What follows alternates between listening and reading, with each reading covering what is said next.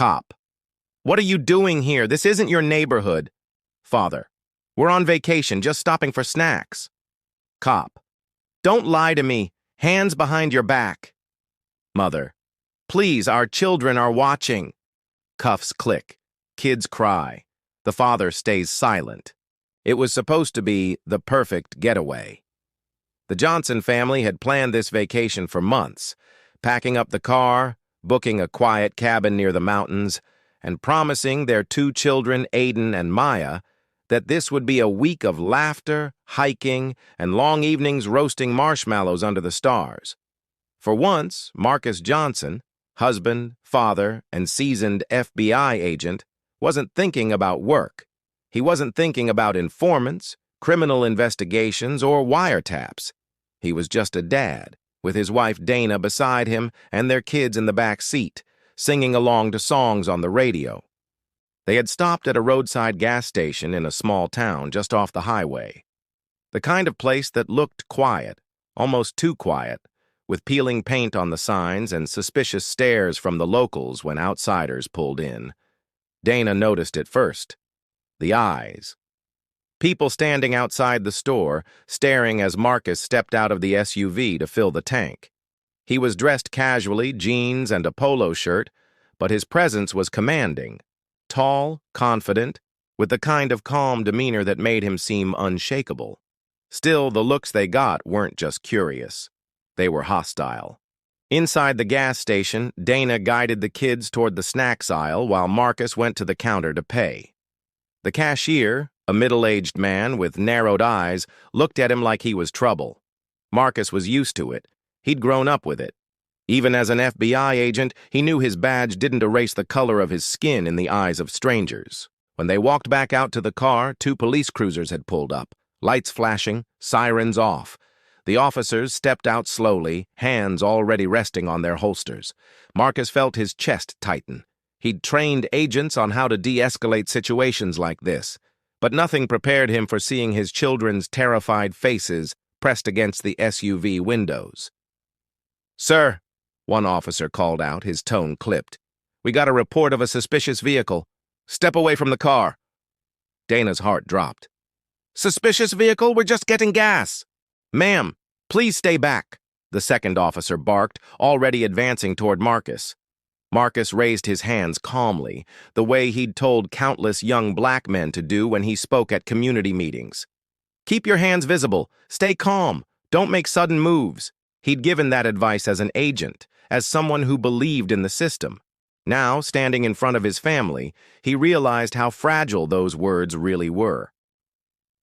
"Officers," Marcus said evenly, "I can assure you, there's no issue here. This is my family. We're on vacation." The first officer sneered. "Vacation? Around here? You expect us to believe that?" "Why wouldn't you?" Marcus asked. The second officer circled toward Dana's side of the car. "Ma'am, step out of the vehicle." "No!" Dana shouted, pulling the kids closer. "We haven't done anything." The officers didn't hesitate. Within seconds, one grabbed Marcus's arm and twisted it behind his back.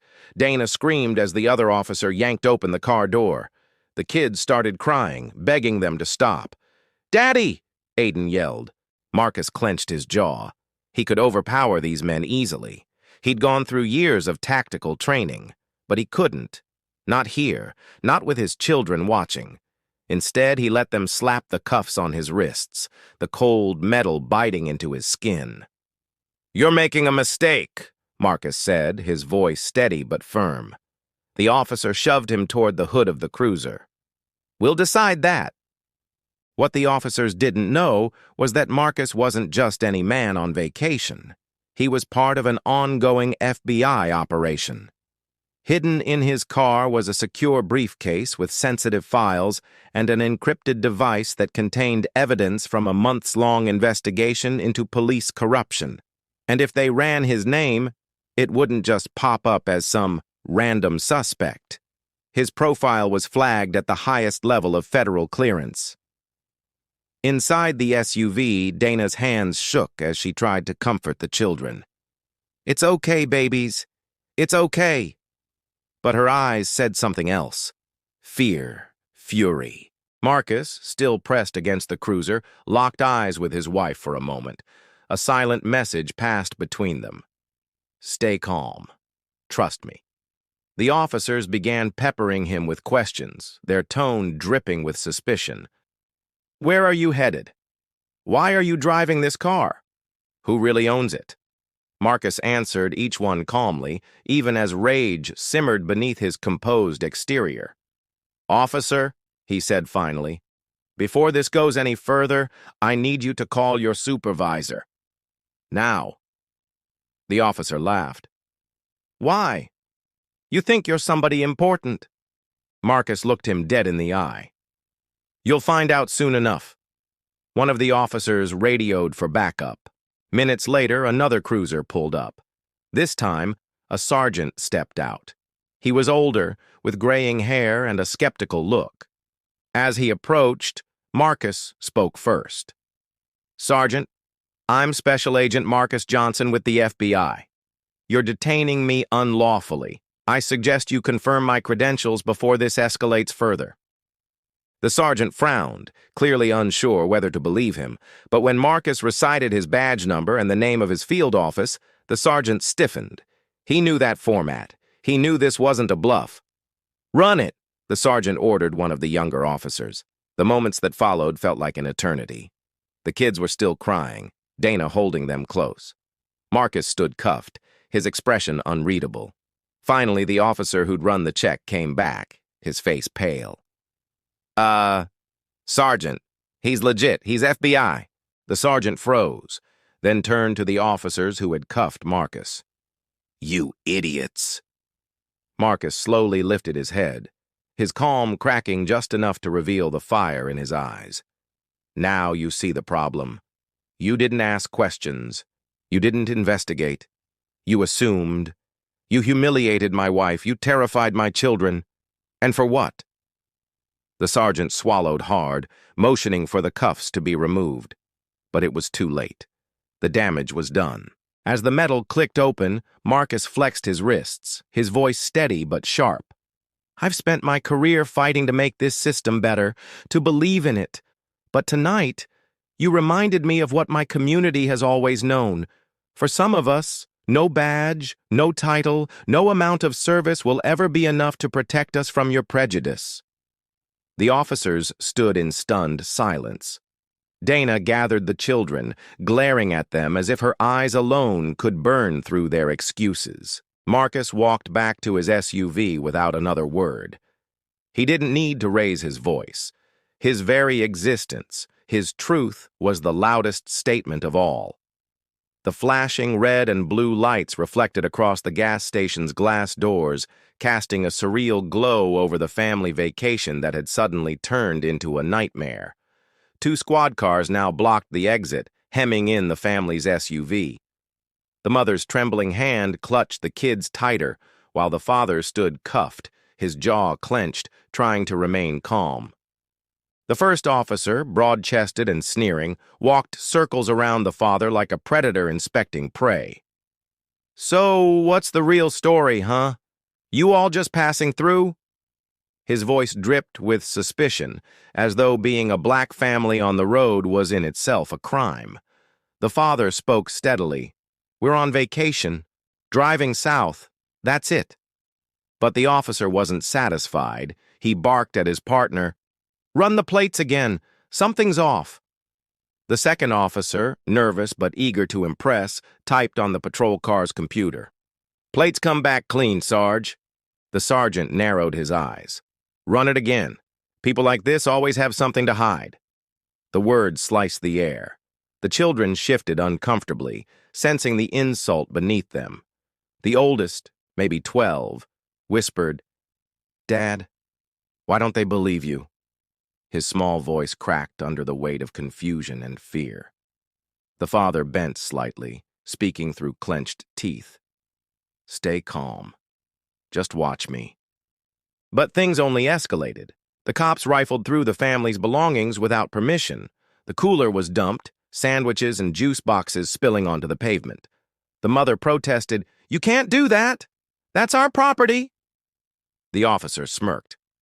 "Lady, I can do whatever I need to keep this area safe." He tossed her purse aside, scattering receipts and photographs into the wind. A few bystanders had begun recording. One whispered, "This isn't right." Another muttered, "Don't get involved, man. They'll come after you, too." The father attempted again, his voice low but firm. "Officer, check my wallet.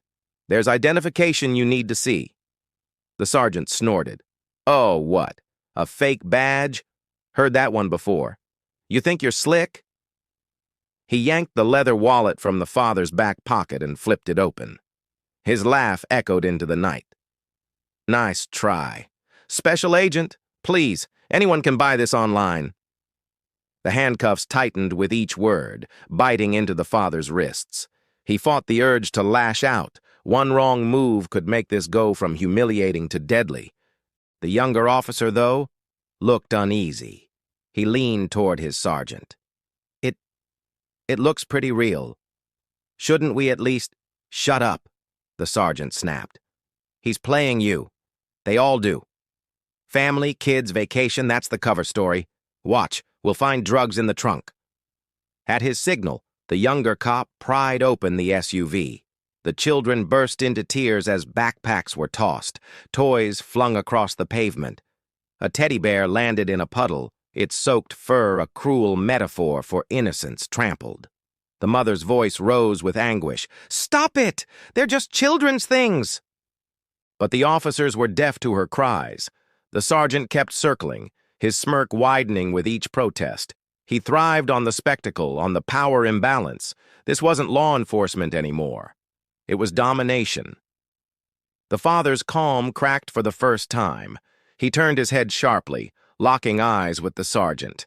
"You've gone too far. You have no idea what you're doing." The sergeant leaned in, inches from his face, whispering, "What I'm doing is putting you in your place." What he didn't notice was the subtle movement of the father's thumb inside the cuff.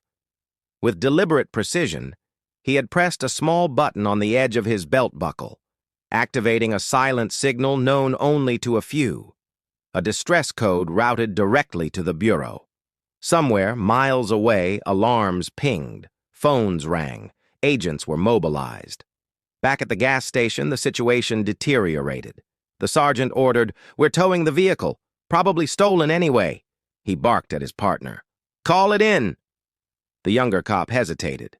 "But the registration—" "Do it." As the mother clutched her crying children, her voice rose into a desperate plea. "Please, you're destroying our lives for nothing. He told you who he is." But the cuffs stayed on.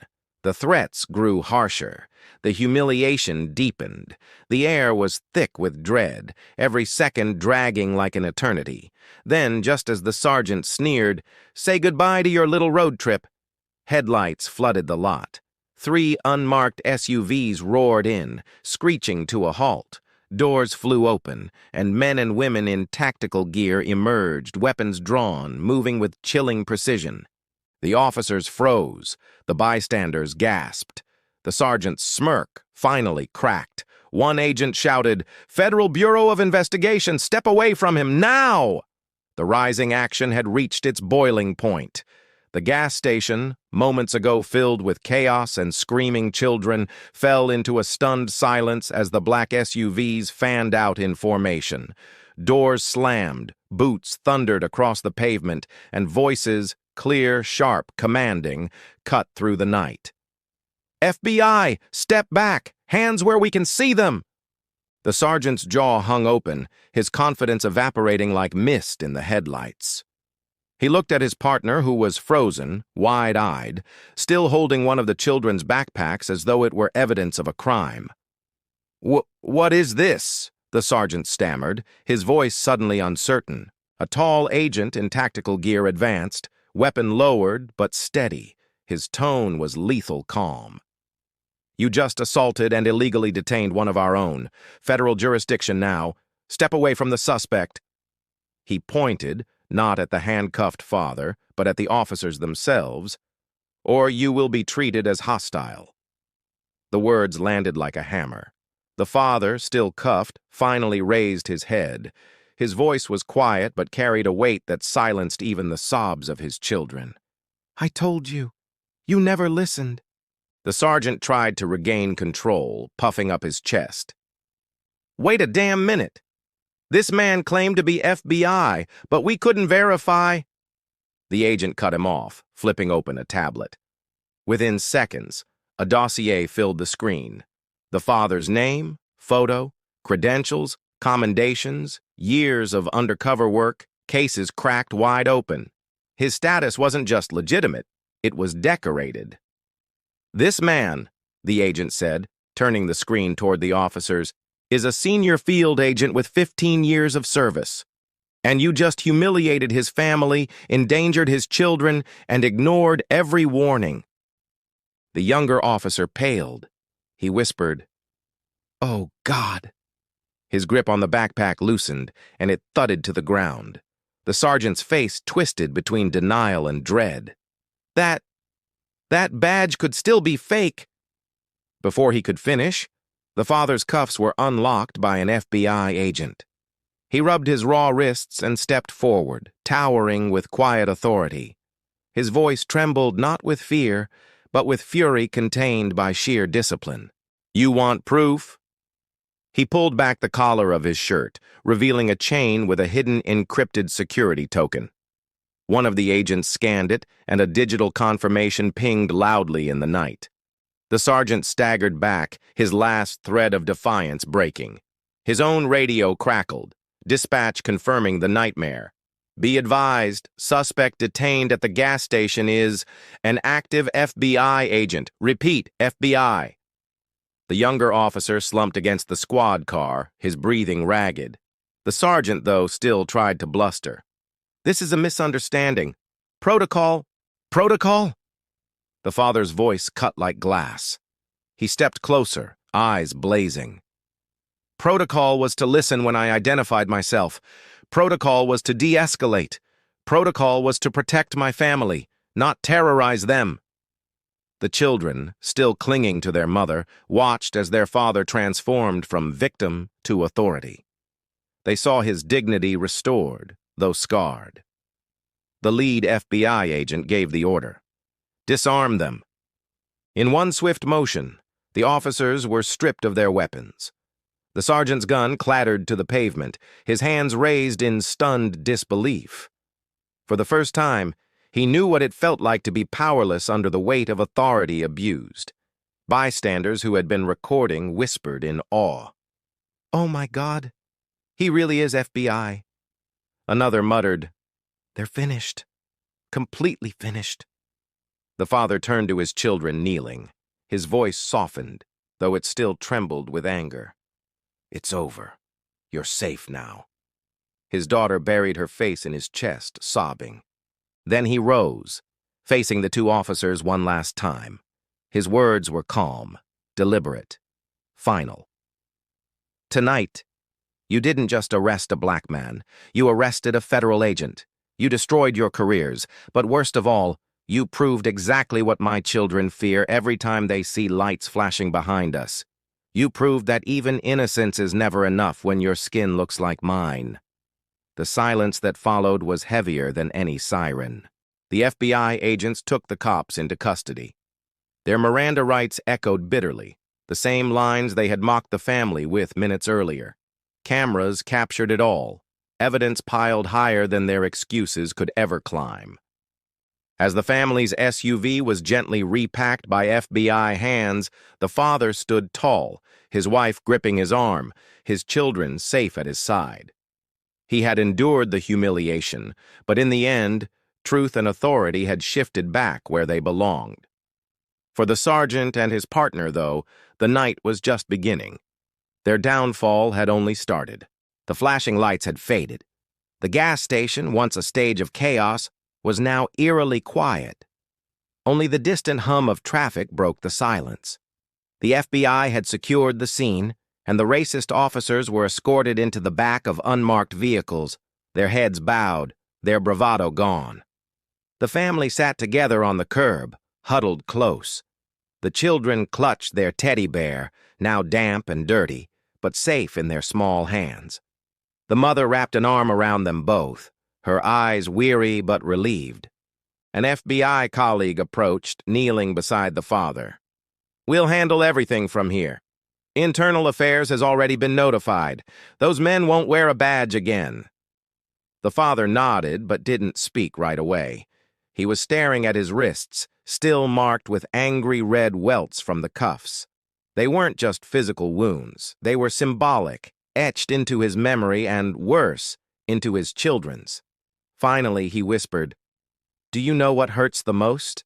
It's not the handcuffs, it's not the humiliation, it's my kids watching it happen. They'll never forget this." His wife placed her hand over his. "But they'll also remember how you stood tall, how you didn't break." The father turned to his children, pulling them close. He spoke softly, but his words carried weight far beyond that quiet parking lot. "Listen to me. What happened tonight? It wasn't about us doing anything wrong. It was about prejudice, about people abusing power because of how we look. But I want you to know something important. Your worth is not defined by their hate. You are bigger than their ignorance." The boy sniffled. "But Dad, what if it happens again?" The father swallowed hard. He couldn't promise it wouldn't. Instead, he told the truth. "It might. But you'll remember that your father didn't bow to it. And one day, you'll help make this world different." The FBI lead agent approached once more, handing back the father's badge and firearm. "Sir, your professionalism under duress, it speaks volumes. This case will go straight to the top." The father accepted his credentials, sliding them back into place. His voice was steady now, controlled. "If this can happen to me, with this badge, this authority, what do you think happens to those without it? To families who don't have backup coming when they press a button?" The question hung in the air, heavy and undeniable. Even the hardened agents surrounding him couldn't escape its truth. The family was escorted back to their SUV, now neatly repacked. As they drove off into the night, the children nestled against their mother, exhaustion finally overtaking fear. The father kept his eyes on the road, but his thoughts ran deeper than the dark highway ahead. He knew the incident would make headlines, he knew careers would be destroyed, but he also knew the battle was larger than just two corrupt officers. It was systemic, it was centuries old, and it wasn't going away overnight. Still, tonight, his family had survived, and survival in itself was a kind of victory. As the taillights disappeared into the distance, the gas station remained, a silent witness to injustice confronted, to racism exposed, to power flipped on its head. And for those two disgraced officers, their downfall had just begun. Investigations, lawsuits, criminal charges. The machine they once used against others was now turning against them. The story would echo far beyond that night. A reminder that truth has a way of breaking through even in the darkest moments.